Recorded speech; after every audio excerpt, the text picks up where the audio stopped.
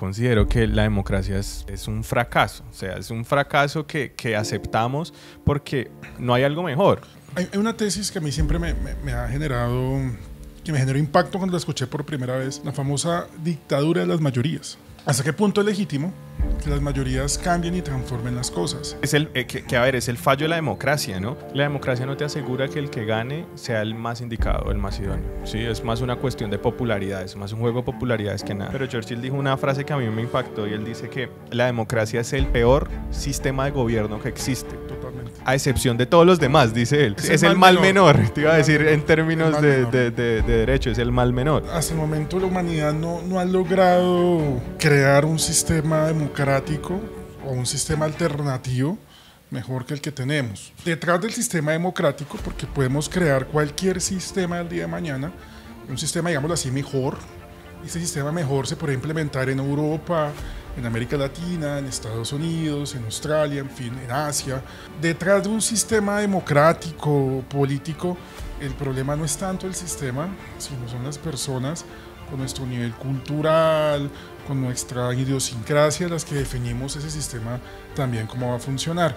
Y en ese contexto uno llega a conclusiones, después de estudiar estos temas, que puede que el sistema de democracia que tenemos en Occidente no sea tan malo, y que el de América Latina puede que no sea tan malo, y decimos, sí, es el mal menor, con todos sus problemas estructurales, pero también hay un tema aquí cultural que es el que ayuda a que el sistema fracase, ¿no? Al final, mira, hay un versículo bíblico que a mí me gusta mucho con respecto al tema y es un proverbio de Salomón y dice que el pueblo es digno de sus gobernantes. Hola, ¿qué tal todos? Bienvenidos nuevamente a esto que se llama Perspectivas Podcast, el podcast donde pensamos en voz alta.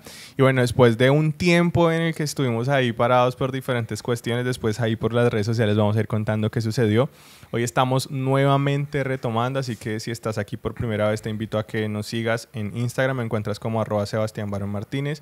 Y suscríbete a este canal de YouTube y bueno, vamos a estar ahorita metiéndonos a full con el proyecto, vamos a tratar temas súper interesantes y sabemos que les va a gustar lo que estamos haciendo. Hoy tenemos un invitado especial, Jorge, que ya por ahí se los voy a presentar. Con Jorge estábamos desde hace como 2 años, creo que habíamos organizado para cuadrar el podcast. Pero bueno, tuvimos que parar el proyecto un tiempo y desde hace como más o menos un mes, yo creo, estuvimos por ahí organizando. Y bueno, ya por fin, dice el eslogan de una cerveza, las buenas cosas toman tiempo. Pues aquí estamos, Jorge. Bienvenido a este espacio, bienvenido a Perspectivas Podcast. En primer lugar, agradecerte por estar aquí, por abrir la oportunidad, por acompañarnos. Y bueno, nada, esperemos que este sea un espacio en que podamos charlar de temas que ahorita ya vamos a empezar a tratar y que te sientas muy cómodo, ¿vale? Gracias por la invitación, me he agradecido. ¿Cómo estás? Bueno, cuéntanos un poquito, cuéntanos a las personas qué te dedicas, qué haces, tu profesión, actualmente en qué estás. Bueno, yo soy tolimense, nací aquí en Ibagué hace ya 39 años más o menos.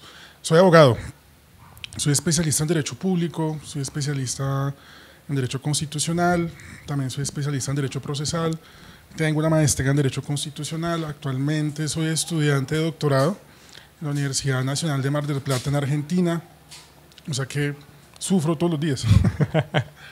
Aparte de eso, pues soy docente universitario, soy profesor en la Universidad Cooperativa de Colombia y tengo unas asesorías con una serie de entidades públicas y privadas acá en Ibagué. A eso nos dedicamos y a la docencia y la investigación. Ese es como el hobby en ese momento y la pasión, y que afortunadamente es trabajo, que eso es vital, hacer lo que no le gusta. Súper, Jorge, súper. Yo, bueno, desde hace mucho rato nos refirió un amigo que es una persona que ya estaba acá en el podcast, sí, que es Jorge Rigan, que es un amigo mío desde hace mucho tiempo y que también ha coincidido contigo en los espacios académicos. Yo desde hace mucho rato quería hacer un podcast como con esta temática, porque pienso que son de esos temas que como que le incumben a toda la sociedad, pero que muy pocas veces tú los hablas de una forma un poco más, no quiero decir técnica, porque esto no es un espacio en el que vayamos a hablar aquí de cuestiones técnicas, ¿sí, cierto? Pero sí creo que desde un poco más de entender conceptualmente el trasfondo de ciertas situaciones, ¿sí? Y quiero partir este podcast desde una pregunta que para mí ha sido como desde hace muchos años, que he estado como en ese ánimo investigativo indagando, y es el tema de lo que en filosofía del derecho ustedes que son abogados conocen, que es el debate entre lo que es el derecho natural versus el derecho positivo. Y tal vez para las personas que escuchen este podcast y no hayan indagado sobre el tema puede parecer una cuestión como un poco compleja, pero la realidad es que es una cosa muy cotidiana, ¿no? Y es por decirlo en términos muy, muy, muy sencillos, es como el derecho natural hace referencia a todas aquellas normas y leyes que son por su naturaleza, que son pertenecientes al ser humano, es decir, que trascienden fronteras, legislaciones, estados, ¿cierto? Constituciones, y que pertenecen a la naturaleza humana en sí.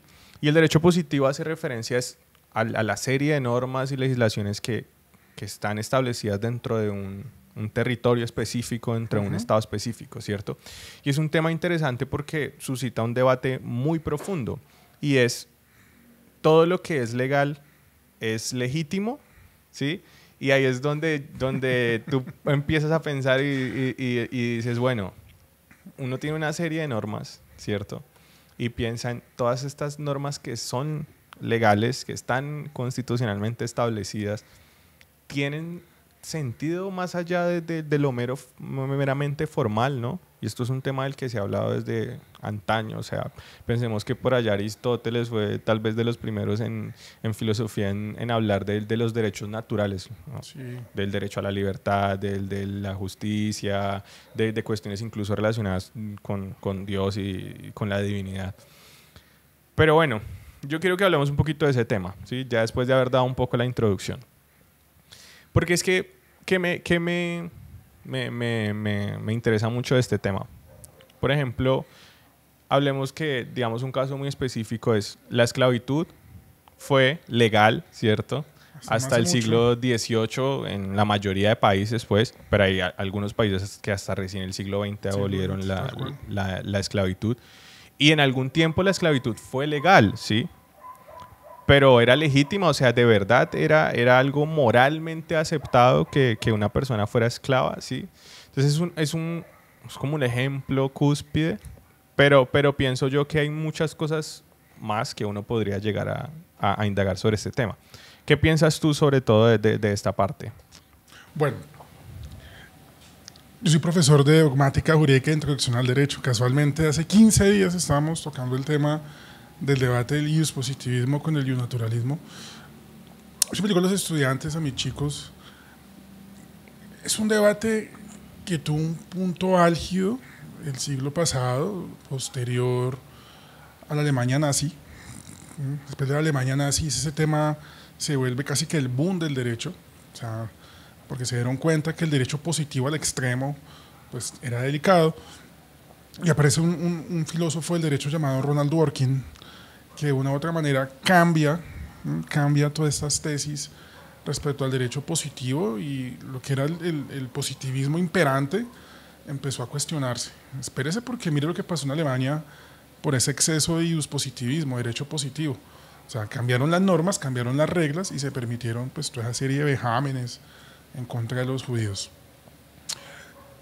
Ese debate aparentemente pareciera que en la década de los 90 como que desapareció, pero sigue vigente, y es un debate que se ha transformado. Como todas las cosas en el mundo, las cosas se transforman, mutan, cambian. Algunos dicen evolucionan, para mí la palabra evolución se me hace que es subjetiva, ¿no? Por lo que usted es evolución, tal vez, para mí no. Y el debate está vigente y ha tomado otros tintes.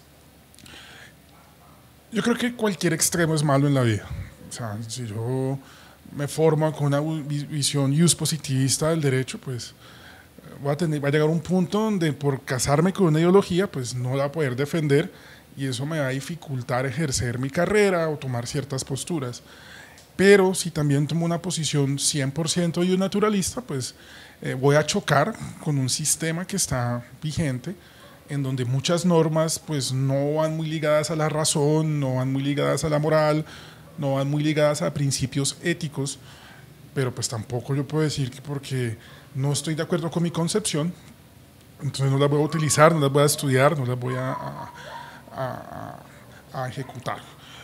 En ese contexto, pues se han creado como nuevas tendencias, hay como una serie de escuelas o posturas alrededor de ese debate de positivismo y naturalismo que buscan una tercera vía, o buscan como venga, busquemos una solución. Como el equilibrio, ¿no? A ver, El equilibrio, yo soy... ni tan aquí ni tan allá. Exacto. Sí, yo soy economista, te lo comentaba ahorita, y una de los grandes paradigmas en la economía es el paradigma del equilibrio, ¿no? Es tender al equilibrio, es que totalmente lo que tú dices. El equilibrio no existe. Sí, el equilibrio no existe, pero digamos que los extremos siempre son malos, ¿no? Los dogmatismos son... Es lo peor que puede existir. Terroríficos. Total. Y creo que es algo que es válido tanto para las cuestiones académicas como a las cuestiones ya, digamos, muy prácticas, ¿no? Porque, por ejemplo, si tú lo piensas, bueno, ahorita hay toda desde hace varias décadas hay todo un movimiento, por ejemplo, en favor de la mujer, ¿sí? Que está muy orientado a tratar de, en pocas palabras, como romper esos paradigmas que estaban muy relacionados con normas y leyes establecidas. Por ejemplo, el tema del voto a la mujer. O sea, en Colombia creo que es con Pinilla, que Rojas la mujer, Pinilla, una dictadura donde se da el derecho y creo que fue el que permitió que las mujeres votaran. Pero hasta antes, o sea, no sucedía, ¿no? Entonces, es como un poquito también... Y sabes que yo muchas veces me lo pregunto como con cuestiones de la vida cotidiana, en el sentido de, bueno, hay normas que están, pero el hecho de que suceda y que sean legales no significa que sean justas, ¿sí? Total. Que de hecho este episodio yo lo nombré sobre el derecho y las injusticias. O sea, es un nombre como un poco ahí contradictorio, pero es pensar un poco en que no siempre lo que dicta el derecho Totalmente es lo justo. Que es también Totalmente el debate entre legalidad y legitimidad. Totalmente de acuerdo. Por lo menos en el caso colombiano es curioso porque pues lo que voy a decir es como tratando de explicar a no abogados para que no sea un tema que todo el mundo le entienda lo más fácil posible. En Colombia la última palabra la puede decir uno que la tiene la Corte Constitucional. Es la última palabra, es el que decide qué es lo bueno, qué es lo malo, qué es derecho, qué no es derecho. Y la Corte se equivoca. Y la Corte... no explícitamente, pero sí tácitamente ha reconocido errores. La Corte en un momento dijo que en Colombia no podía haber reelección. Después dijo que sí podía haber reelección. La Corte ha tomado decisiones que ha tenido que cambiar, ¿no? Reconocer que hay un error. Y cuando la Corte, que es el máximo órgano, pues reconoce que se equivoca, pues que no se espera a los mortales. Exacto, que no puede esperar de ahí para abajo. Y se supone que son 9 personas muy bien formadas, con todos los pergaminos para estar en ese cargo, pero somos seres humanos en últimas, ¿no? Que es también un poco la cuestión de la subjetividad, ¿no? Total. Que es entender que la objetividad plena no existe, incluso ni siquiera en ciencia, que es uno de los... También, bueno, estamos entrando en otra área muy compleja, pero también es un debate muy complejo porque la gente tiene la creencia, no, algo que está bajo el método científico es objetivo. Pero la cuestión de fondo es que en todo aquello en que se involucre la mano del ser humano hay un toque de subjetividad. 100%. Siempre lo va a haber. O sea, en temas jurídicos, en temas políticos, económicos, siempre la parte subjetiva va a hacer que las leyes, el derecho, las normas, la misma sociedad se transformen, cambien por intereses, ¿no? Yo por lo menos soy de los que cree que es un debate muy de abogados. Ustedes los economistas están muy encima de nosotros, porque ustedes estudian la ciencia que más permite el cambio del movimiento social. O sea, el derecho en última simplemente lo que hace es tomar fotografías, ¿no? Okay. Y regular lo que está sucediendo en la economía, y la economía va moviendo puntualmente el derecho, ¿ya? Entonces, hay veces que uno le causa curiosidad, por lo menos, cuando dicen, pero es que la Corte en este fallo, ¿por qué dijo tal cosa? Pero nunca miramos de que la Corte en últimas es un actor que depende de factores económicos, que depende de factores de poder, y que hay un trasfondo también en las decisiones que toman los jueces. Y esas decisiones dependen de momentos históricos, políticos, de la tendencia que se está tomando, porque debemos entender, por lo menos, que en el caso del derecho, el nombre que tiene la Constitución imprime hacia dónde van las cosas. Se llama Constitución Política. De Colombia, pero sí. Política en un concepto natural de la palabra. O sea, es una constitución que simplemente mira cómo está la sociedad, qué necesita la sociedad. Pero, es más como una adaptación al entorno, claro, ¿no? pero esa sociedad tiene pesos, Hay gente que tiene más peso que otra, hay grupos políticos que tienen más pesos que otros, y esos son los que inciden que es derecho. O sea, nosotros los abogados en últimas dependemos de lo que la sociedad va moviendo. O sea, tampoco que sea un tema técnico, 100% técnico, porque ahí podemos ver por lo menos lo que está pasando aquí en Colombia actualmente, que la reforma a la salud se cayó, que la reforma laboral no pasó, pero no es porque se hayan caído por temas jurídicos, sino por temas políticos. Sí, y detrás de esos externos temas políticos mecanismos. hay temas económicos, hay sindicatos, hay intereses de muchos tipos. Y el derecho pues depende de toda esa actividad. O sea, eso es algo que hay que entender para entender lo que es el positivismo y el naturalismo. Y mira que es muy importante lo que tú estás diciendo, porque eso es lo que precisamente nos da a nosotros a entender sobre la cuestión de lo que es positivo. O sea, a ver, cuando se habla, porque en economía, de hecho, nosotros los economistas también hablamos de economía normativa y economía positiva. Economía normativa es lo que debería ser y la economía positiva es lo que es. ¿Sí? Entonces, digamos que cuando estamos hablando de estos temas positivos es, hombre, el hecho de que exista una norma que hable específicamente de eso no significa que esa norma sea moralmente correcta o que sea legítima, ¿sí? A ver, que sea buena, este ejemplo es el que utiliza casi siempre para explicar, por ejemplo, estos temas, y es un presidente que que gana por democracia, por el mecanismo de la democracia, y llega al poder, llega de una forma legal, ¿sí? Y digamos que este presidente, después de que es elegido, toma la decisión de armar un régimen, de convertirse en un autoritario, una dictadura. Legalmente llegó al poder, pero su poder ya no es legítimo, ¿sí? Que es un poco de fondo la cuestión. Por ejemplo, hablemos de Venezuela con Maduro. Maduro es un presidente presuntamente legal porque aparentemente ganó unas elecciones, ¿cierto? Bueno, aparentemente digo porque no se sabe. Pero el pueblo dice no es legítimo porque no sabemos si fue un proceso transparente. Aquí hay vicios, aquí hay manipulación, ¿sí? Entonces, es un tema que a mí me hace pensar mucho porque tú lo decías. O sea, al final, una constitución lo que hace es regular, como formalizar, por así decirlo, los movimientos y factores de poder. Pero piensa que, por ejemplo, para llegar a una constitución hubo personas que movieron influencias para que ciertas normas se aprobaran y otras no. Claro, los grupos, los factores reales de poder siempre están ahí tratando de que su voz, su interés quede plasmada en la constitución, ¿no? Hay una tesis que a mí siempre me ha generado, que me generó impacto cuando la escuché por primera vez, la famosa dictadura de las mayorías. Dictadura de las mayorías. ¿Hasta qué punto es legítimo que las mayorías cambien y transformen las cosas? Que es es el fallo de la democracia, ¿no? Hay una frase que a mí me encanta, que es de Winston Churchill, que pocas cosas en la vida podría estar yo de acuerdo con Churchill, pero Churchill dijo una frase que a mí me impactó, y él dice que la democracia es el peor sistema de gobierno que existe. Totalmente. A excepción de todos los demás, dice él. Sí, o sea, es lo peor entre lo mejor. Es el mal menor, te iba a decir, en términos de derecho, es el mal menor.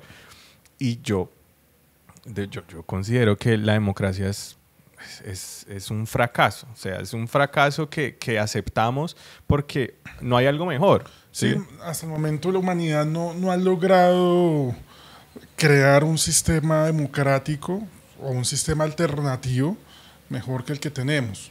Y es curioso, porque si uno por lo menos hace un análisis con una frase que estás diciendo, miremos el caso europeo, por lo menos. En el caso europeo, las personas votan puntualmente para elegir un parlamento. Entonces votan por sus parlamentarios, en el caso colombiano, por sus congresistas. Esos congresistas o parlamentarios votan para elegir su primer ministro. O sea, es una representación indirecta. El pueblo no elige directamente al que va a tomar las políticas, al que va a decidir qué es las normas que van a puntualmente a tener eficacia en la sociedad. En América Latina, la gran mayoría de estados, elegimos directamente al que es nuestro presidente. Pero ¿cuál sistema funciona mejor? En el papel uno iría, en el papel América Latina, porque se elige directamente, es democracia, pero en Europa pareciera que las cosas políticamente funcionan mejor. O sea, las decisiones son un poco mejores, técnicamente están mejores. Estados Unidos también tiene una situación bien particular, eligen un colegio electoral y el colegio electoral es quien termina eligiendo a su presidente. Entonces, detrás del sistema democrático, porque podemos crear cualquier sistema del día de mañana, un sistema, digámoslo así, mejor, y ese sistema mejor se puede implementar en Europa, en América Latina, en Estados Unidos, en Australia, en fin, en Asia. Detrás de un sistema democrático, político, el problema no es tanto el sistema, sino son las personas con nuestro nivel cultural, con nuestra idiosincrasia, las que definimos ese sistema también cómo va a funcionar. Y en ese contexto, uno llega a conclusiones, después de estudiar estos temas, que puede que el sistema de democracia que tenemos en Occidente no sea tan malo, y que el de América Latina puede que no sea tan malo, y decimos, sí, es el mal menor, con todos sus problemas estructurales, pero también hay un tema aquí cultural que es el que ayuda a que el sistema fracase, ¿no? Yo creo que la Constitución del 91 es curioso. Creamos una Constitución y a los 2 meses ya están presentando 3 reformas a la Constitución, ¿ya? Tenemos una Constitución... Cosas de Latinoamérica. Sí. Latinoamérica. Es más, curiosamente en Colombia hay una imagen, yo creo que la mayoría lo han visto, o el video, en donde están los 3 presidentes de la Asamblea Nacional Constituyente, Serpa, Navarro, Wolf, y se me escapa el otro ahorita. Están todos firmando, se proclama la Constitución, y las hojas grandes y todos firmando y queda promulgada, pero la Constitución ni siquiera estaba terminada. Okay. Estaban firmando una hoja en blanco, porque estaba Jacobo Pérez Escobar, el redactor, tratando de interpretar lo que se ha escrito a mano, a máquina, o encerrado en el hotel Tequendama en Bogotá, tratando de, venga, qué es lo que dice el 2, el 3, el 4, y la Constitución se promulgó y ni siquiera está terminada. Y eso se volvió a repetir después con los acuerdos con las FARC. Fuimos a un plebiscito, el acuerdo ya está, lo sacamos, pero ni siquiera se acaba de redactar. Entonces, mire que es un problema cultural. Las cosas se repiten, y se repiten, y se repiten. Entonces, no importa qué sistema tengamos, si no hacemos un cambio como sociedad, o sea, si no hacemos un alto en el camino y no preparamos a las generaciones para que a futuro se hagan los cambios. Si la población no cambia mentalmente, aquí podemos traer el mejor sistema democrático, pero va a fallar. Va a fallar y se van a encontrar las fallas y vamos a buscar como sociedad la forma en que el sistema fracase, cambiándolo, manipulándolo, porque el problema no es el sistema, el problema no es la norma, el problema no es el derecho, el problema es la sociedad. Al final, mira, hay un versículo bíblico que a mí me gusta mucho con respecto al tema y es un proverbio de Salomón y dice que el pueblo es digno de sus gobernantes. Totalmente. Entonces, bueno, te decía que yo soy muy crítico de la democracia porque pienso que puede haber algo mejor, o sea, soy poco conformista en ese sentido. ¿Qué puede haber mejor? No lo sé, ¿sí? Pero hace poquito pasó algo que pues me ratificó, hombre, la democracia no. Porque es que la democracia no te asegura que el que gane sea el más indicado, el más idóneo. ¿Sí? Es más una cuestión de popularidad, es más un juego de popularidades que nada. Y pasó algo que es, o sea, está sacado del tema político netamente, pero que tiene que ver con la democracia. Resulta que, bueno, en el fútbol colombiano hay un canal que es el que tiene los programas, el de los derechos de transmisión, que es el famoso Win Sports, que le han dado palo porque las tarifas son muy costosas y bueno. Calidad. Resulta que Win Sports, al ser como el canal oficial, ellos tienen como la autoridad de elegir el jugador de cada partido. Entonces, hace un tiempo lo que ellos hacían era que entre los mismos comentaristas y todo el personal que estaba en la producción decían, bueno, ¿quién es la figura del partido? No, tal, listo. Y era una cuestión un poco más objetiva. Resulta que desde este semestre empezaron a implementar algo y es que empezaron a dejar que todos votaran, ¿no? Entonces, seamos participativos. Sí. Entonces, me pareció muy curioso porque empezó a pasar en los partidos que siempre ganaba el más popular Falcao. Y a veces ni siquiera era el que mejor ha jugado. Y hay un creador de contenido aquí de la ciudad de Ibagué que el chico se dedica como al tema del fútbol. Sí. Y entonces él dijo, bueno, este sistema, o sea, él notó la falla también. Dijo, este sistema no funciona, hay algo que está muy mal. Y entonces él dijo, vamos a hacer lo siguiente, vamos a ver un partido de estos que tienen como poca audiencia para generar un mayor peso en la votación, una mayor representación. Entonces él decía, vamos a conectarnos al partido y vamos a votar por el portero suplente de tal equipo, ¿sí? Entonces, claro, cuando gana el portero suplente que ni siquiera ha jugado, se van a dar cuenta que es absurdo lo que están haciendo. Bueno, el chico armó todo este plan. Hicieron efectivamente eso, pero naturalmente yo me imagino que la producción se dio cuenta. Se notó, claro. Notaron que obviamente había algo que no estaba saliendo bien. Y al final se lo dieron a un jugador cualquiera y me imagino que lo que hicieron fue eliminaron ese porcentaje de votación y se lo dieron al segundo. Que hizo el gol. Sí. Entonces, ahí, o sea, gráficamente las dije... falencias de la democracia. No siempre el que gana es el mejor. Sí, son las falencias de la democracia. Cuando tenemos sistemas como estos, en donde pues el porcentaje de votación es amplio, pues pasa lo que pasa. En Colombia, yo estaba joven, bueno, todavía creo. Me acuerdo mucho que decían, Pastrana va a ser el presidente porque tiene la sonrisa más bella. Bueno, Jorge, aquí volvimos después de unas pequeñas fallas técnicas. Eso pasa cuando estamos estrenando equipo, porque literalmente esta cámara que nos falló la estamos estrenando, pero bueno, de esto se aprende y ahí vamos avanzando. Estábamos hablando un poquito del tema de las cuestiones democráticas y aquí la charla estaba tan buena que incluso con las cámaras apagadas seguimos hablando sobre el tema, que estábamos hablando de todas estas falencias de la democracia, ¿no? Y no estamos muy lejos de la idea con la que iniciamos, porque es precisamente es eso lo que yo quiero poner en la mesa, ¿no? Es el hecho de que algo sea legal no significa que sea bueno, que sea lo mejor, ¿sí? Y creo que la democracia es un ejemplo que o sea, es muy gráfico, es muy representativo.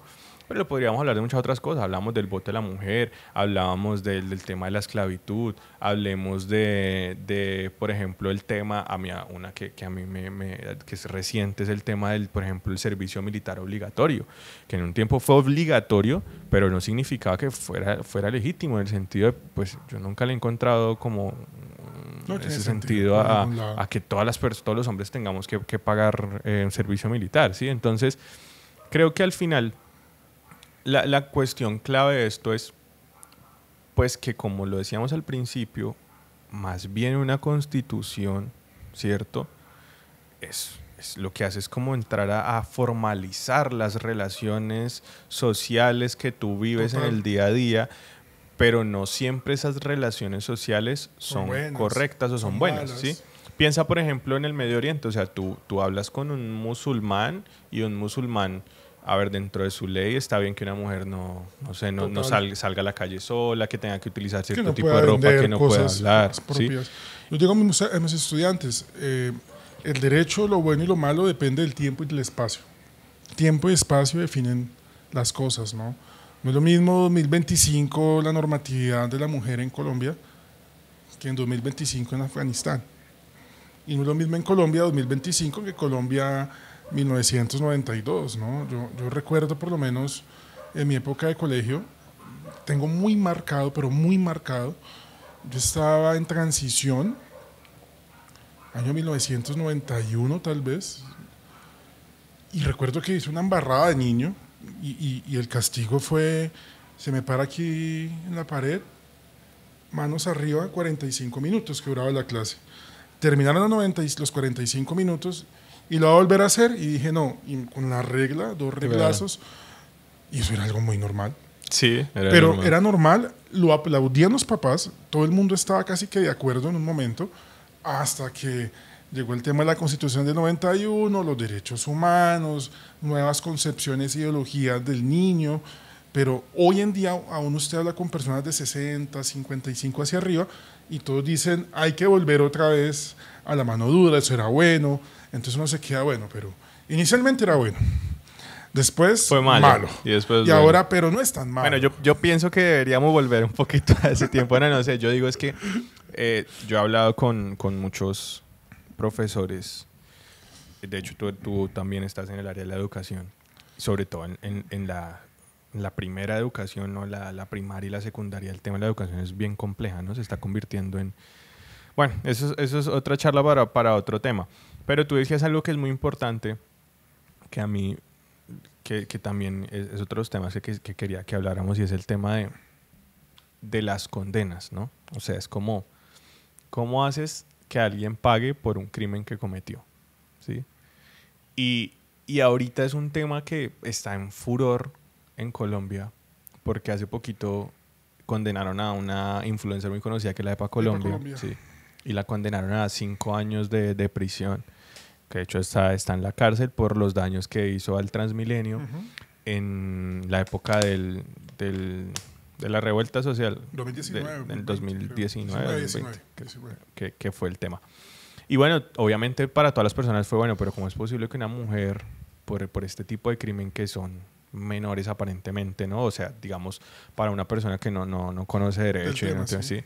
Dice, bueno, esto es una cosa insignificante y hay personas políticos que roban cientos de miles de millones y al final pagan cárcel, ¿no?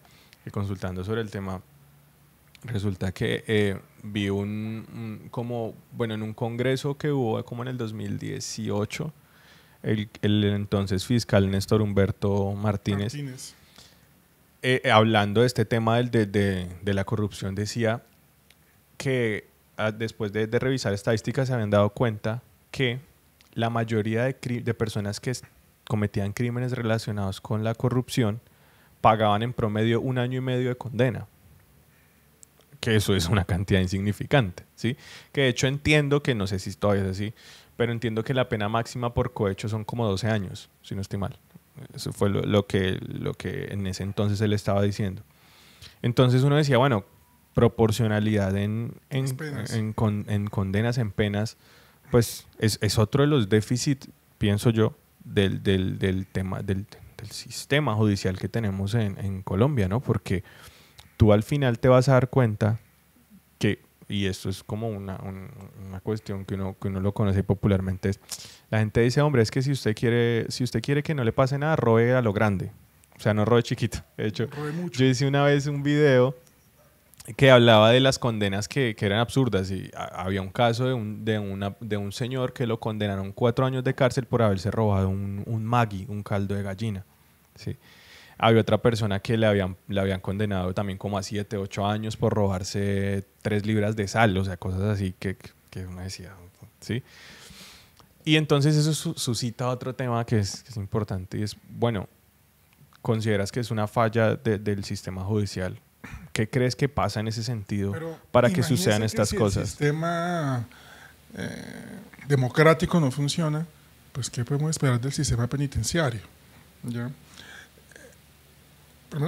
Vos empezabas con el caso de Epa Colombia. Bueno, yo hablar del caso de Epa Colombia me queda muy difícil porque tengo una posición y es que no hablo de temas de esto si me he leído la sentencia. Okay. O sea, tengo como esa postura de que no, si no leo la sentencia se vuelve más algo casi que... O sea, piensas y digamos, lo entiendo que es lo entiendo que es de tu experiencia lo que dices, bueno, tal vez en la sentencia hay alguna cuestión que puede justificar puede pasar algo probatorio, el derecho tiene sus reglas.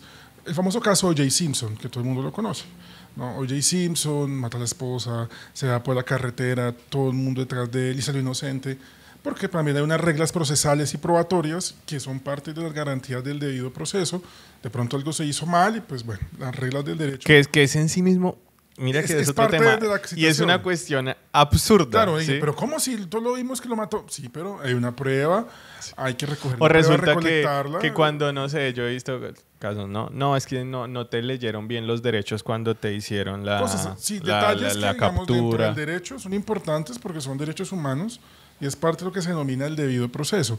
Pero más allá de la cuestión, más allá de Epa Colombia, uno puede, digamos, tomar el caso y hacerlo más global, ¿no? Los problemas que se dan porque ciertas penas son más fuertes que otro tipo de penas. Pero, bueno, pueden haber muchas posturas, pueden haber distintas teorías, pero siempre uno tiene que analizar pero ¿cuál fue el delito que se cometió? ¿Y qué tipo de delito es?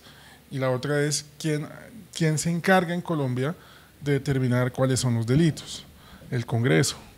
Pues si el Congreso es el que se encarga de crear el Código Penal, modular, cambiar el Código Penal, pues el Congreso no va a ser el encargado de colocar las penas más fuertes para los crímenes de corrupción, para los temas de delitos políticos, etcétera, ¿no?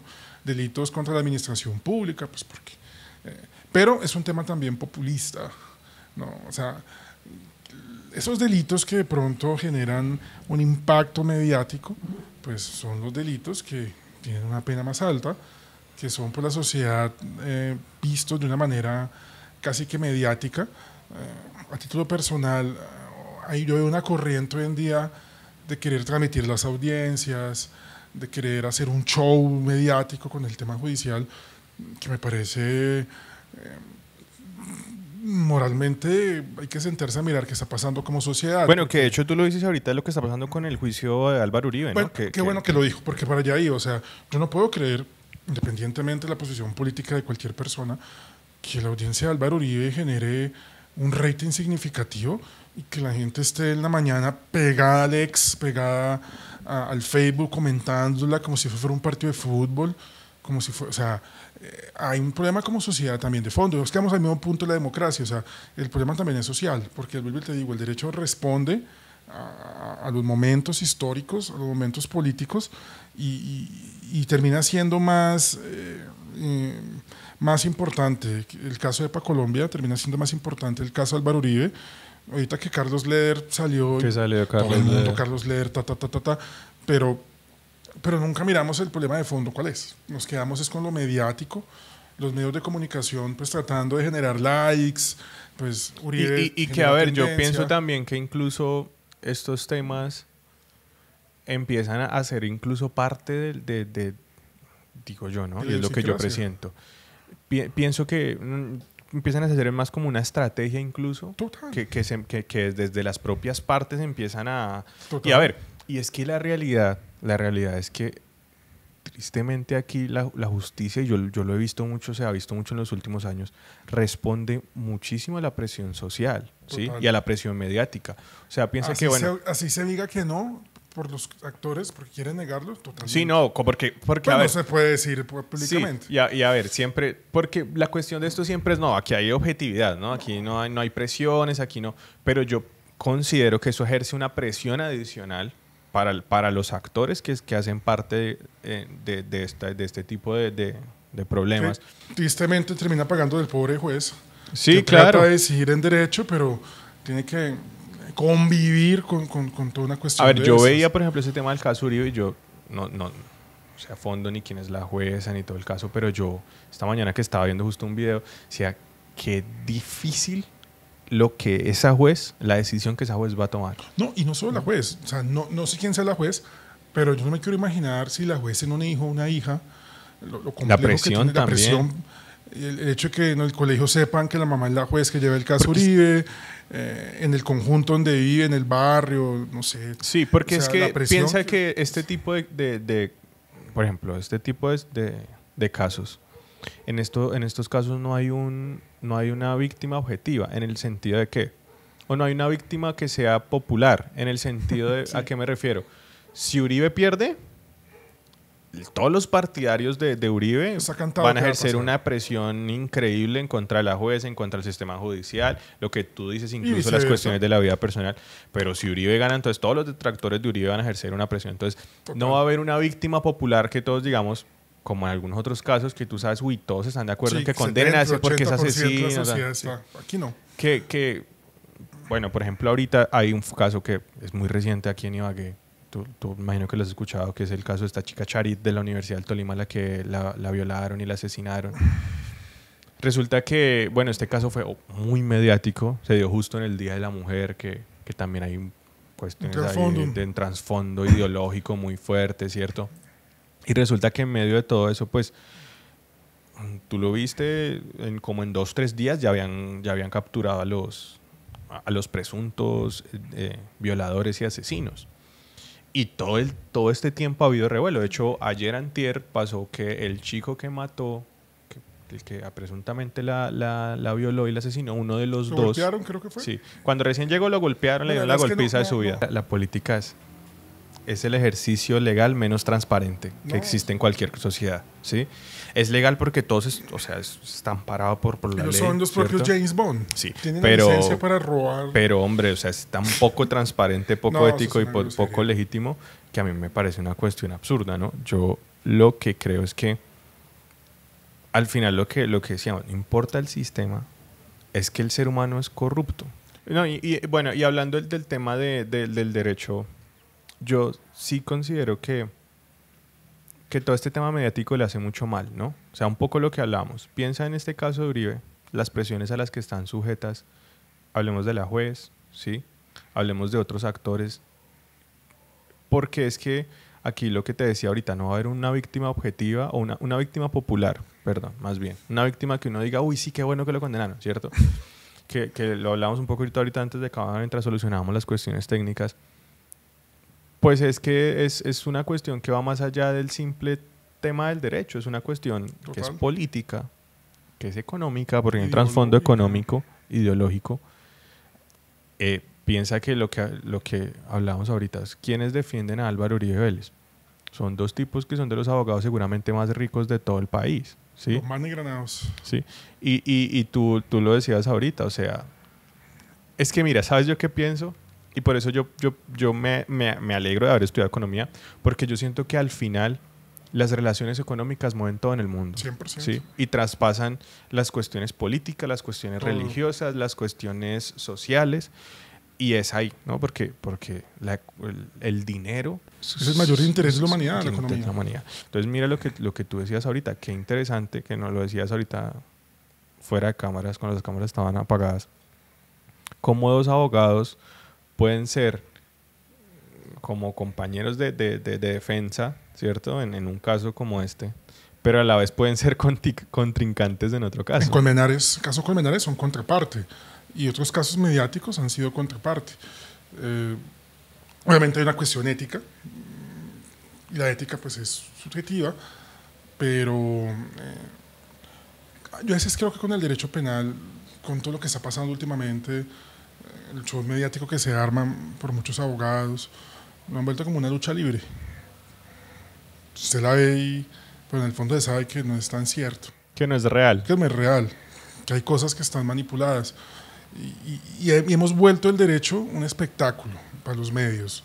Hemos prostituido el derecho, lo hemos vuelto un show mediático en donde es más importante el abogado con su selfie, el abogado, o sea, yo por lo menos me cuesta entender.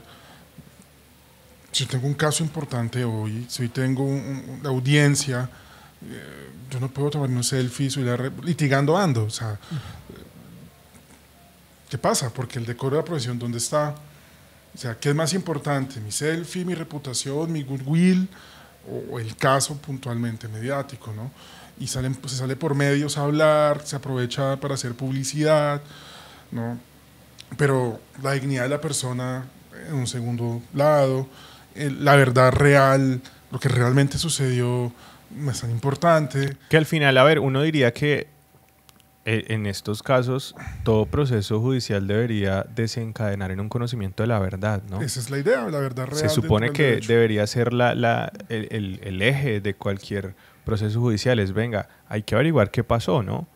Pero a mí también un poco lo que me choca del derecho es que muchas veces la verdad se pierde en cuestiones que son formales, en tecnicismos, y a mí, por ejemplo, una cosa que me asombra mucho es cómo hay personas que pueden quedar libres, lo que hablamos un poquito ahorita, porque no se siguió el debido proceso, ¿sí?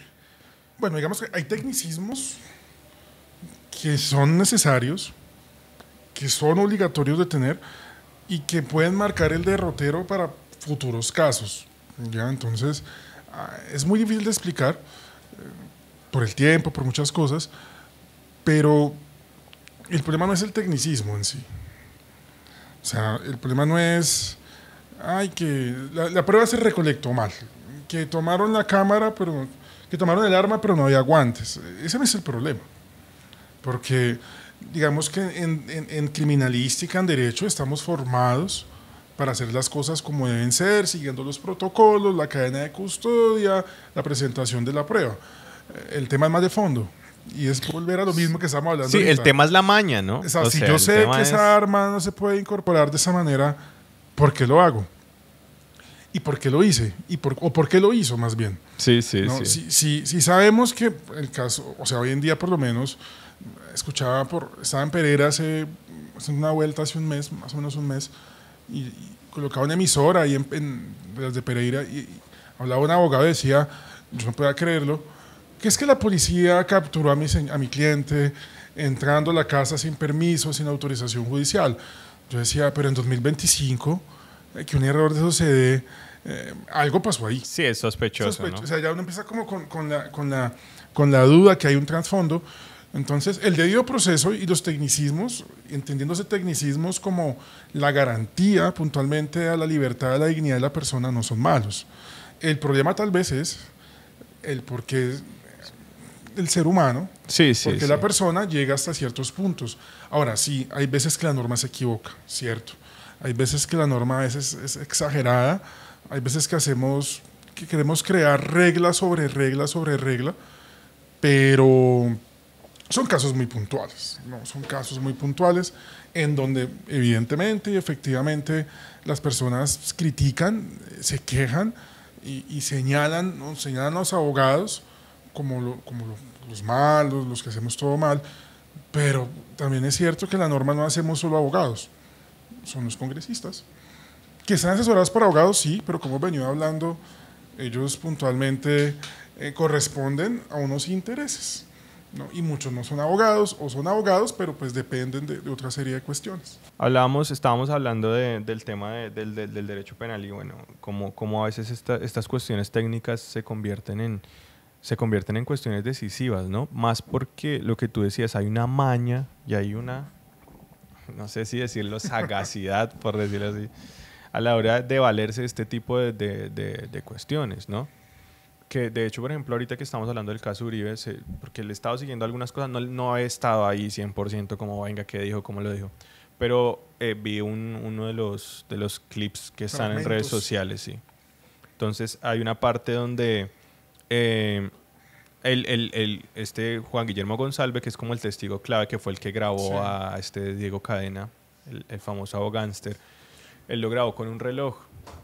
Entonces hay una cuestión ahí sobre como cuando él presentó el reloj, que cómo lo presentó, que él tuvo una entrevista con un abogado, no sé, alguien del área, que si él le dijo que tenía esa grabación y que al otro día no le dijo. Entonces una cuestión más de forma que de fondo. O sea, tienes una prueba tan contundente como un audio en el que literalmente se está cometiendo el delito. Pero a veces se desvía la atención, es que lo que tú decías, no se presentó la prueba como debida, no se siguió esto. Entonces es una cuestión bien compleja. Y al final, muchas veces esto lo que hace es que esto genera vicios en las sentencias y muchos crímenes quedan impunes. Claro, ¿no? Y sobre todo que la sociedad absorbe un mensaje que no es. O sea, un fallo de estos, o bueno, de estos no, en general, hablemos en general, cuando se profiere un fallo en donde el problema es que se incorporó mal la prueba, cuando, como tú dijiste ahorita, me pareció curioso, cuando el fallo es, no, hay que soltarlo porque no se le dieron los derechos, pues queda el sinsabor en la sociedad, ¿no? La sociedad que critica, y más hoy con las redes sociales que pues, han tenido ese auge tan fuerte, tan mediático, se termina criticando, se termina señalando al juez, al derecho, a los abogados, porque mire que lo hacen mal, pero es que son corruptos, lo hicieron a propósito. O sea, y te digo, hay tecnicismos, como me estás diciendo, de tecnicismos, pero hay unas normas claras y esas normas funcionan para que entre otros casos, pues mantengan un equilibrio.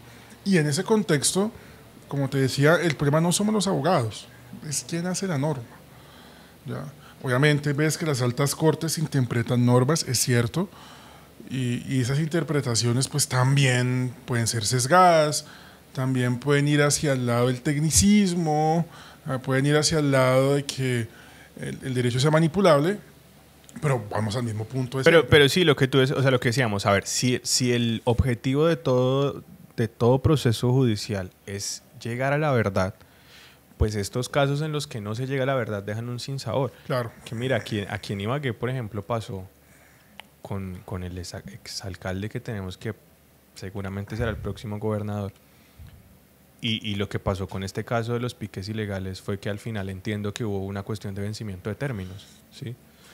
Pero al final queda el sinsabor de que la gente no quedó con claridad. Bueno, fue inocente, es como culpable. te decía, que era un punto que hablábamos extra cámaras, para los casos mediáticos, trato de no seguirlos, trato de descontaminarme un poco del derecho, trato de que mis redes sociales sean más académicas, más de mi formación, trato de no seguir esos casos, primero porque no estoy dentro del caso y pues uno como abogado, pues no me gusta manejar las cosas con la técnica que requiere esto y pues uno no puede ver las audiencias. Para tener también una visión más objetiva. Visión seria, claro. Pero es lo de siempre, ¿no? Es el mensaje que la sociedad se lleva y uno le va a pesar. Y uno siente, uno como profesional, uno dice, ¿yo qué puedo hacer de pronto para que eso no cambie? Y bueno, digamos, un espacio como esto sirve un poco porque de pronto alguno escucha a 2, 3 personas y dicen, ya entendí por qué sucede y puede que su opinión cambie o al menos lo reflexione y lo haga pensar. Porque los mensajes pueden llegar a 1000 personas, pero esas 1000 personas, 1, 2, 3, 4, 5, 6, un porcentaje mínimo lo entiende y lo asume, ¿no? Y no solo con lo que estás diciendo, es con muchos casos que pasan en la sociedad colombiana, que la gente dice, bueno, pero una vez me preguntaban, un amigo que no es, ni siquiera es profesional en ninguna carrera, me decía, pero si hubo cohecho y Gidis fue a la cárcel y fue el ministro a la cárcel, entonces ¿por qué Uribe no pasó nada? Pero ¿cómo se le explica a la sociedad que por sí ya tiene una visión distorsionada y viene con un sesgo, qué es lo que está pasando, ¿no? O por qué el señor el excomisionado para la paz Restrepo se perdió y lleva 10 años prófugo en un mundo donde hay internet, donde hay de todo, en donde es imposible. Y nunca se encontró. Y nunca se encontró. Y uno se queda como... Sí, es que deja el sinsabor. Deja el sinsabor y yo considero que no hay nada peor que estar sin claro, con pero ese mira, al sinsabor. punto que quiero llegar. El sinsabor de la sociedad es el derecho falla, las normas fallan, el derecho positivo falla, pero a veces cuando estamos, los que entendemos un poco el tema, porque pues jamás va a entender nada al 100%, uno siente, o al menos yo siento frustraciones, es imposible explicárselo, primero pues por la parte técnica y dos porque viene con un sesgo, y tú lo decías hace un rato y creo que fue una frase que me queda, porque la persona ya viene con una ideología frente al caso. Claro. Porque la persona lee el caso desde una postura política, desde una postura tal vez cultural, y a veces es complejo tratar esos temas, más aún en un mundo donde lamentablemente con las redes sociales pues cualquiera opina, cualquiera dice, cualquiera crea y chocan. O sea, por eso por lo menos si yo veo una noticia en X, que me gusta usarlo mucho, me encanta X, yo no trato de leer la noticia, el comentario del profesor, del político, de la corte, del juez, pero en lo posible trato de no bajar a los comentarios porque sé que la probabilidad de que haya una guerra es altísima. Es altísima. Y eso es... Bueno, yo te hago una pregunta ahí que es un tema también polémico, ¿no? En cuanto al tema de las condenas, ¿cuál es tu postura personal? No la técnica, no la de un abogado, sino tu postura con respecto, por ejemplo, la pena de muerte en algunos casos, ¿sí? Que a ver, entendemos que en Colombia la pena de muerte no aplica porque pues se supone que Colombia está sujeto a la Declaración de Derechos Humanos, ¿cierto? Y entonces se supone que va en contra del derecho humano. Pero hombre, yo sí he dicho, por ejemplo, yo considero que los crímenes de corrupción, cuando se va a acabar la corrupción, cuando yo una pena lo suficientemente, a ver, no se va a acabar nunca al 100%, pero tal vez una de las soluciones podría ser, ¿no? Que es incluso, lo pienso yo y lo piensa mucha gente en redes sociales, es que a los políticos y a los violadores hay que darles pena de muerte, ¿cierto? ¿Qué opinas tú de una condena de ese tipo? Es muy difícil dar una opinión personal sin despojarme del derecho, o sea, es casi que imposible, más pues por mi formación académica, estudiante de doctorado, profesor, ya es parte interna, ya está inherente ya a es ti. Inherente, sí, es algo inherente. No, yo jamás respaldaré la pena de muerte para ningún delito, tampoco respaldo cadena perpetua para ningún delito. Explicárselo es muy difícil porque me puede aquí quedar todo otro programa entero explicando el por qué no, pero no, es algo que no resuelve el problema, y tras de que no lo resuelve, se puede abrir la puerta para que casos en donde personas que no han cometido ciertos delitos terminen pagando, porque la sociedad es tan irracional, y la historia de la humanidad lo demuestra, que personas que de pronto no tienen ciertas responsabilidades terminan pagando. Como dice el dicho, pueden terminar pagando justos por pecadores. Eso lo enseñó la historia con la Inquisición, porque entonces se vuelven señalamientos, Sí, ya sí. las cosas se Era vuelven, más un se circo vuelven de- ideológicas, y además se creó en la presunción de inocencia. O sea, mi formación ya es personal, no da para que existan ese tipo de penas. Pero bueno, digamos que dentro del campo loco y maravilloso del derecho, me dice, bueno, pero Estados Unidos las tiene. Cadena perpetua, Cadena ¿no? perpetua, silla eléctrica, inyección letal, y funciona. Aparentemente funciona. Pero también hay que estudiar un análisis bien juicioso de los casos donde se ha fallado y donde ha tenido que pedir Y perdón. donde se falle no hay, o sea, lo que pasa... La falla, ahí ¿qué es la lo que, embarré. qué es lo que yo pienso de Hombre, esto o sea, que es la contraparte? Yo digo, bueno, puede ser una solución muy radical, ¿cierto? Y tal vez seguramente sí creará una cierta... Un cierto temor a Sinsabor. decir, sí, no, más del sinsabor. Ok, Antes ok, quiero ok, decir, ok, antes de ok. eso, puede crear un cierto temor en las personas que piensen en cometer esos delitos, en decir, uy, no, venga, esto ya es una cosa muy grave, ¿cierto? Cometer este delito me puede llevar a un final irremediable. Pero mira lo que hemos hablado a lo largo de todo el podcast. Ha sido, el sistema falla, las reglas no siempre se cumplen, hay vicios, hay subjetividades, ¿cierto? En Colombia hablamos, hay chanchullos, hay... Mira que Entonces, me acordaste de un artículo que leí no hace mucho, hace unos 4 meses tal vez, a final del año pasado, un profesor italiano, y decía, el problema de la cadena perpetua y la pena de muerte, si nosotros, como es una sociedad que en general es religiosa, crucificamos a nuestro Dios, imagínense, tengamos pena de muerte. O sea, es más, aquí existe una pena de muerte también extrajudicial. Y la historia de la humanidad ha demostrado que personas como Martin Luther King, o sea, aquí hay personas que han terminado pagando los platos rotos de la carga de la humanidad. Entonces no me imagino donde y más en un país como estos, en donde de pronto se legalizara la salida fácil. Yo lo veo más por ese lado. Y bueno, yo lo que veo es que, o sea, a lo que iba con esta idea era que al final la cuestión es que terminan muriendo más inocentes que culpables, ¿sí? En un sistema en el que falla tanto, podríamos llegar a ese... inocente ya es, Sí, en mi no, ya es una concepto, tragedia. ya. Y es que lo que te decía, o sea, aquí ya no hay remedio. ¿Qué puedes hacer después de que una No, pero persona mira, muera? la persona inocente puede fallecer. Falleció.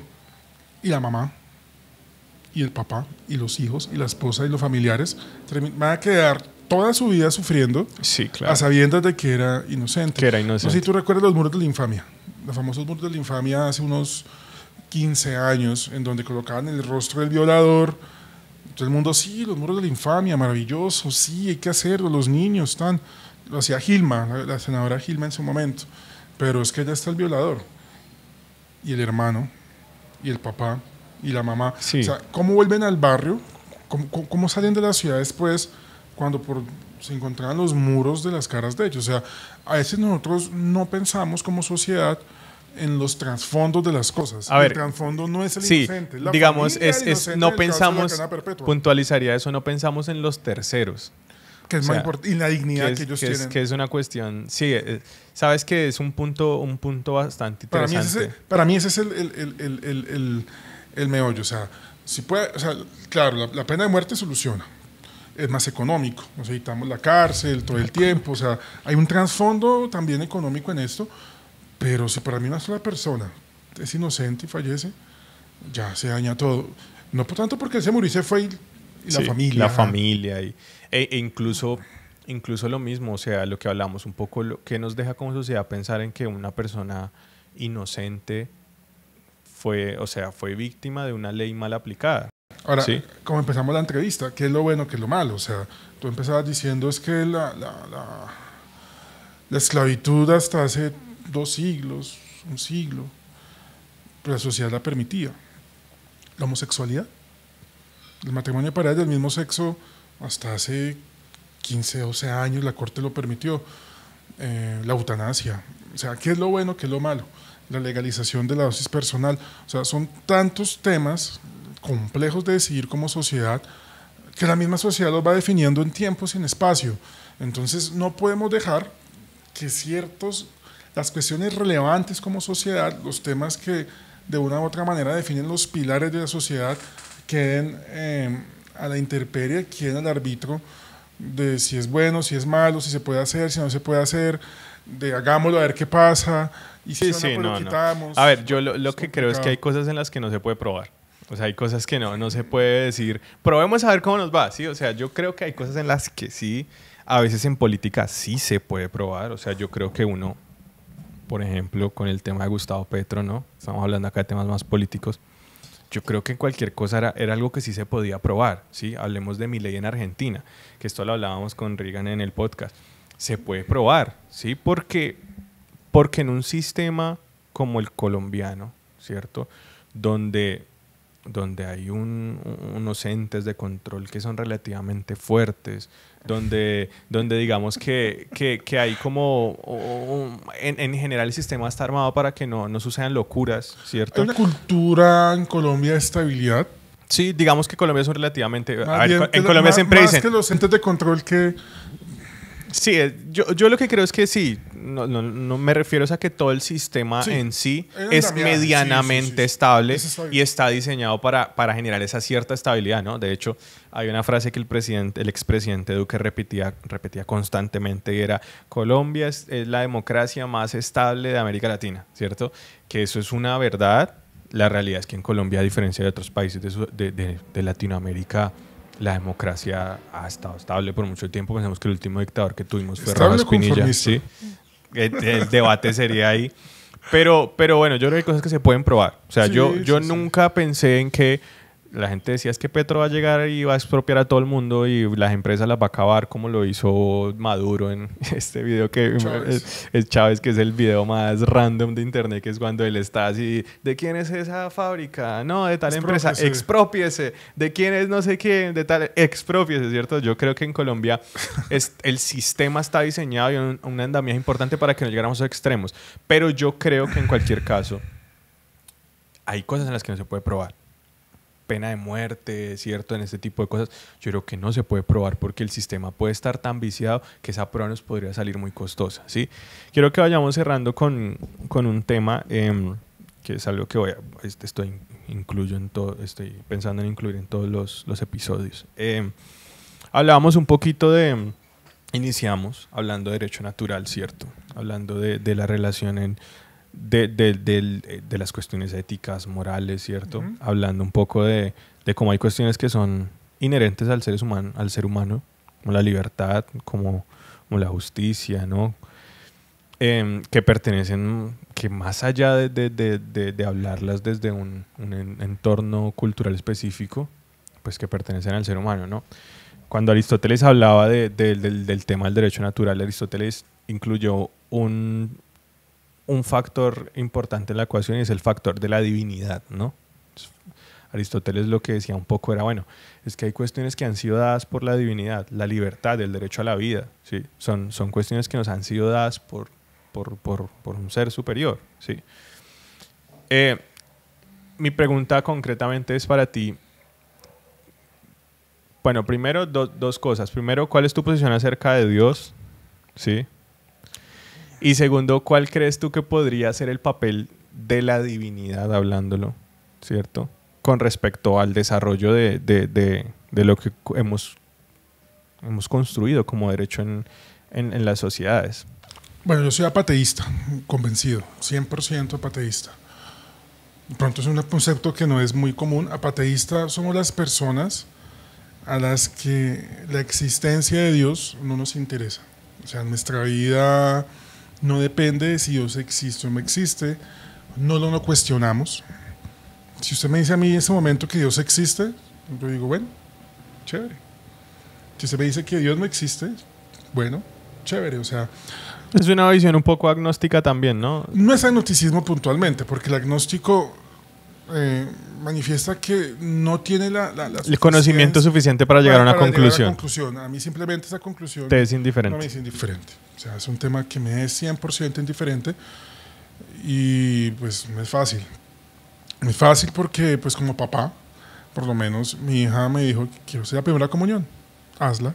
Si quieres bautizar, hazla. O sea, también hay como una, o sea, soy apateísta, pero respeto 100% el tema religioso. Lo he estudiado, sí, claro que lo he estudiado. Hay temas religiosos que me gustan mucho. Tuve la posibilidad de conocer Israel y para mí fue un viaje que me cambió mentalmente muchas cosas. Y desde ahí me volví apateísta casualmente. Pero entiendo que la religión es determinante en la historia de la humanidad.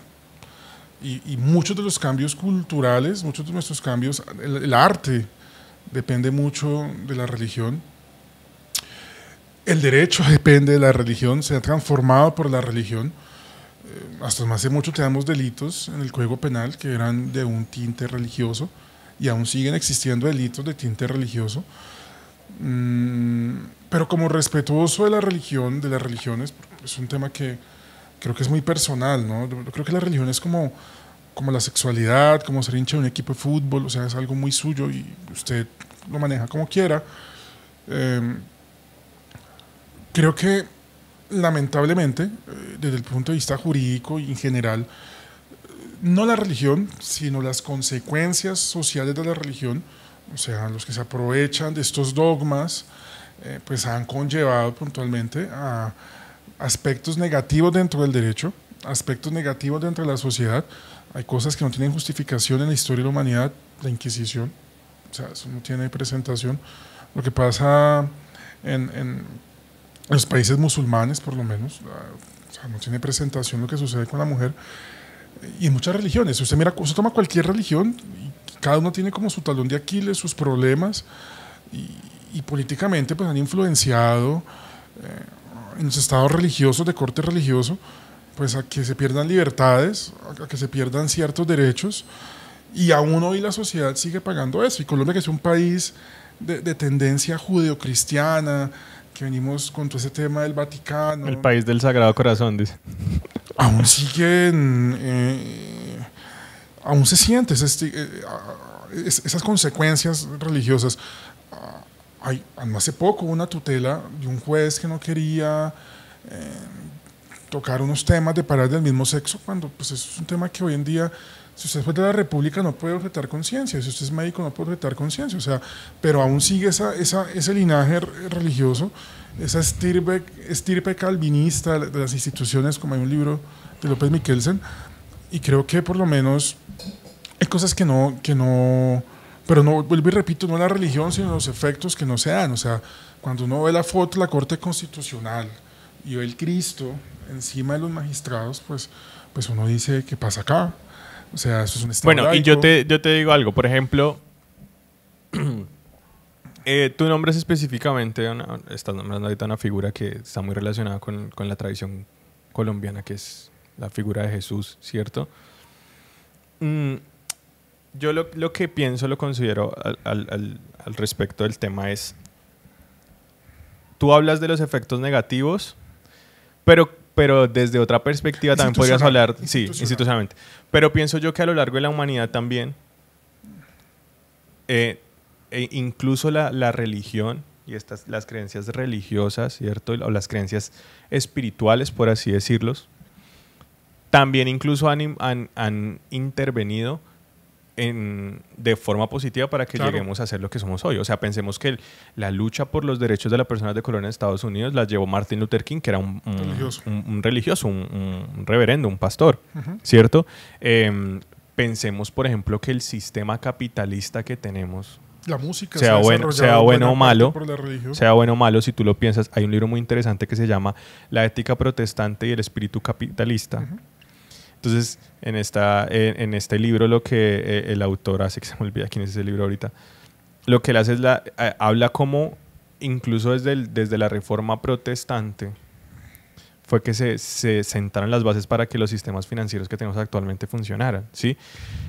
Por ejemplo... La música clásica tiene su origen 100% en las misas religiosas, sí. gospel. Y algo que, mira, ahorita estoy leyendo, estoy leyendo justo un libro, porque me ha interesado mucho sobre el tema,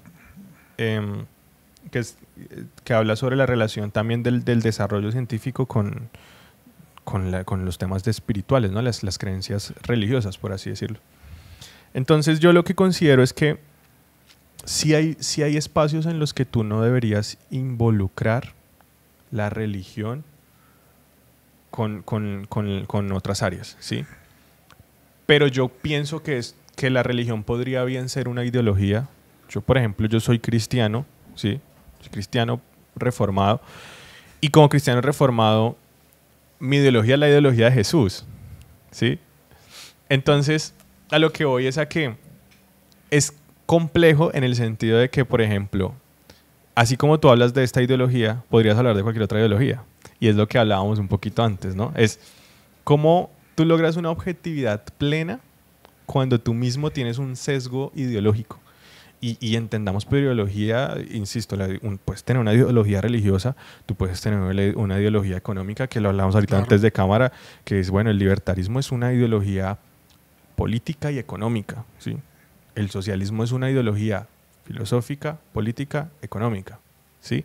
Entonces... si tú miras, todas tienen un trasfondo religioso también. Todas tienen también un trasfondo religioso. La religión es un tema que ha servido para desarrollar la historia de la humanidad, que ha servido para desarrollar instituciones, que ha servido para desarrollar modelos económicos, que ha servido para desarrollar modelos políticos, modelos jurídicos, y seguirá haciéndolo. O sea, porque es que la religión en últimas viene siendo una fotografía también de lo que es la sociedad, o sea, la forma en que se van desarrollando las religiones, más allá del dogma, que ese es otro tema, si ya el dogma religioso, o sea, lo que son las creencias religiosas, yo sí quiero que eso hay que diferenciarlo. Lo que es la creencia religiosa, lo que es la fe de la persona, con lo que es la institución, la iglesia, ya institucionalizada, o sea, la asociación de esas personas que se encargan de crear determinados ritos o iglesias, llámese católica, evangélica, Casa sobre la Roca, en fin, porque es que hay dos diferencias muy fuertes. Sí. O sea, son bien marcadas. Y yo creo que lamentablemente estos últimos se han encargado de distorsionar todo lo anterior, ¿ya? Y llevarlo a un extremo totalmente distinto. Sí. De hecho, mira, hay una frase famosa de Mahatma Gandhi con respecto al cristianismo, y Mahatma Gandhi dice que me gustan tu Cristo, no me gustan tus cristianos. Tus cristianos son muy diferentes a tu Cristo. Entonces es una cuestión de lo que tú decías. O sea, mi crítica sobre todo es, mira, yo considero la vida espiritual como una vida muy personal.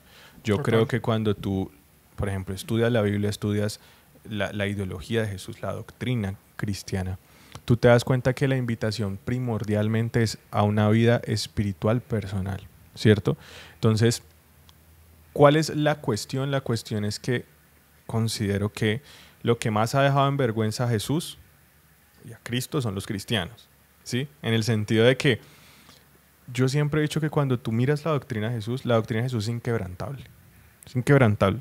O sea, si tú miras los postulados de Jesús, yo te puedo asegurar que no vas a encontrar algo que tú digas, hombre, esta cosa como que no cuadra. Porque cuando tú hablas miras a Jesús, incluso Jesús muchos de sus postulados fueron en contra de la sociedad. Es que muchas veces lo que distorsiona la doctrina son los intermediarios, ¿sí?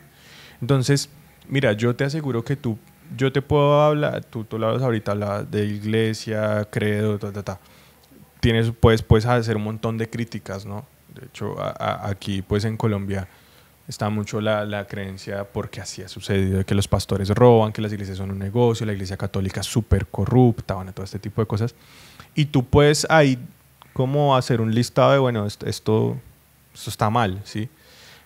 Pero mi punto es que cuando tú vas a la fuente, cuando vas a ver los postulados, por ejemplo, de Jesús, tú ahí no vas a encontrar algo que tú digas, esta vaina, ¿cómo se le ocurrió a Jesús decir eso? ¿Sí? Entonces, para mí es un poco controversial porque lo que considero es que al final del día lo que tú tienes que hacer es vivir una vida espiritual en la que tú puedas conectarte de forma personal con Dios. Y que al final en esta sociedad en la que hay tanta polarización, en la que hay tantas doctrinas, en la que hay tanta ideología, tú tienes que aprender a respetar la diferencia. 100%. ¿Sí? La diferencia, creo que en eso podemos estar en la misma sintonía, es si a mí una persona me dice, oye, no, es que yo creo que esta planta es Dios, ok, te lo respeto, ¿sí? Pero si tú me dices a mí, no, es que como yo creo que esta planta es Dios, entonces tú también lo tienes que adorar. No, ahí estamos en... Y es una cuestión del Claro. derecho, ¿no? Entonces, mira, ¿qué es lo que yo pienso? Yo creo que las leyes no deberían construirse en relación a eso. De hecho, Colombia se supone que es un país laico, ¿no? Se supone que debería haber esa distinción, que para mí es una distinción correcta. Pero lo mismo pienso yo que sucede con otras ideologías. O sea, es que hay cuestiones ideológicas, ideológicas que, mira, por ejemplo, ahorita porque con todo lo que es el ser humano en últimas. Sí, porque ahorita, por ejemplo, con todo el tema del progresismo social, que es lo que se conoce técnicamente, es como que yo siento que hay muchas de estas creencias que hay un movimiento que se está levantando con una serie de creencias y a veces se quieren elevar se quieren llevar al nivel de leyes, son absurdas, ¿sí? O sea, por ejemplo, hombre, hoy en día hay personas que se quieren casar con caballos. No estoy diciendo, o sea, son cosas que están pasando, ¿sí? Y entonces yo digo, bueno, si tú quieres casarte con un caballo, cásate. Pero ¿por qué tú tienes que obligar a la ley a que exista un matrimonio legal entre un caballo? 100%, ¿sí? O sea, estamos en un momento en que la humanidad está haciendo una serie de cambios. Y esos cambios, nos falta ver qué viene, porque yo creo que vienen cosas fuertes, digamos, como sociedad, al que no estábamos acostumbrados. El tema de la inteligencia artificial va a ser un cambio, está generando un cambio que en las consecuencias vamos a ver ahorita en unos 5 o 10 años con la próxima generación que viene. Todos esos temas de neurociencias y demás también están generando un tema muy, muy, muy fuerte. Pues, me contabas detrás de cámaras que tienes una agencia de publicidad, el tema de marketing digital, todo lo que hay detrás va a generar y seguirá generando. Mira el caso de Estados Unidos de Cambridge Analytica, todo lo que pasó y lo que viene, porque el tema va creciendo.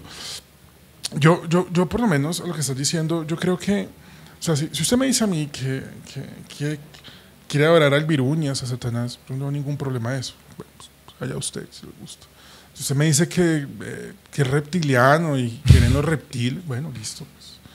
O sea, desde que mi vida no se afecte, desde que eso no afecta a terceros, usted puede creer en el Moán, yo qué sé. O sea, yo creo que es un tema muy personal en donde nadie tiene por qué señalar.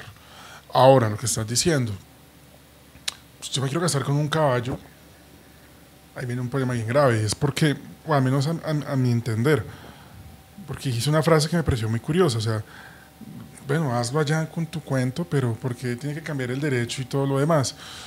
Es muy parecido a lo que está pasando, y es un tema que es muy delicado en la manera en que se habla muchas veces, con todo lo que tiene que ver con los temas sexuales, la sexualidad hoy en día, ¿no? Que están creando nuevas tendencias, que transgénero, que tan... entonces, yo por lo menos ya he llegado a la conclusión de que si usted quiere tener determinado tipo de sexualidad, es un tema suyo, punto. Ahora, el derecho tiene que adaptarse y tiene que colocarme en la cédula eso y todo lo demás, pero yo en últimas vengo y llego a una conclusión. Si como sociedad tenemos un pacto en donde todos debemos convivir, en donde creamos un Estado que se encarga de administrarnos y demás, y la manera en que usted se va a sentir contento, se va a sentir feliz y se puede desarrollar es esa, pues ¿qué más está que se le haga el cambio en el registro? ¿Qué más está que se haga eso? En últimas, es su vida, es su libertad, es su forma de expresarse, su forma de socializarse. Si quiere casarse con un caballo, si usted quiere dejarle su herencia a su mascota, a su perro, a su gato, pues, ¿qué podemos hacer? O sea, el problema muchas veces de la sociedad está en cuando queremos que los demás piensen como yo pienso, pero sobre todo en cuando queremos prohibir. O sea, creo que es un tema también de equilibrio, en donde, bueno, yo no me voy a adaptar a lo suyo porque es usted allá con lo suyo, y si necesita que lo respaldemos como sociedad, pues bueno, listo. O sea, ¿qué necesita? Que se permita casarse con un caballo. Bueno, pues como sociedad el derecho tiene que ajustarse a eso, Porque si una persona quiere casar con un caballo hoy, dentro de 5 años van a ser 10, 15, 100, 200. Y esa es la sociedad. Y lograr entender la sociedad es complejo, ¿no? Muy es complejo. Es un tema muy, muy, muy complicado, ¿no? Yo, en ese sentido, yo lo que creo es que tal vez como nunca antes en la historia nos estamos enfrentando a dilemas que en otros momentos tal vez no existían. También porque muchos debates se han hecho muy públicos con las redes sociales, ¿no? Yo creo que eso está bien. O sea, yo considero que la humanidad progresa a través de ese ejercicio dialéctico, ¿no? Y no sabemos no sé. Sí, se pues, transforma, sí, cambia, digamos que hablar de progreso es... progresar en estos temas es complicada, ¿no? Porque cuando tú hablas de su estilo. Sí, porque cuando tú hablas de progresar hablas de una mejoría, ¿no? Una mejoría. Y no necesariamente es igual. Digamos que una evolución. Que se transforma o ni cambia. Sentido, ¿no? Pero usted puede que sí, para mí puede que no. Sí, exacto. Bueno, Jorge, te agradezco mucho estos espacios. Hoy con un poco de fallas técnicas y demás pudimos sacar adelante el episodio. Te agradezco mucho por la disposición. Le agradezco antes por un gusto estar aquí. Despídete de las personas ahí final antes de que cerremos. Pues sigan el podcast, estén pendientes. Son espacios divertidos, es una forma también de reflexionar muchas cosas. Y bueno, espero les haya gustado, les haya servido para algo, que es lo más importante. Sebastián, muchísimas gracias. Vale, Jorge, gracias a ti y muchas gracias a todos los que llegaron hasta este punto. Les invitamos a que nos sigan en nuestras redes sociales y estén pendientes de todos los nuevos episodios que vamos a lanzar nuevamente. Saludos y bendiciones.